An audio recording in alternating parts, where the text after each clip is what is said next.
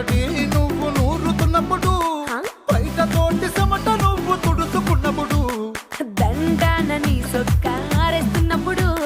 నీ ఒంటి వాసన తెగ గుర్తొచ్చినప్పుడు రెండు చేతులెత్తి జుట్టు ముడిచినప్పుడు జండు కత్తుకొని పడుకున్నప్పుడు అలసిపోయి నువ్వు ఆవలించినప్పుడు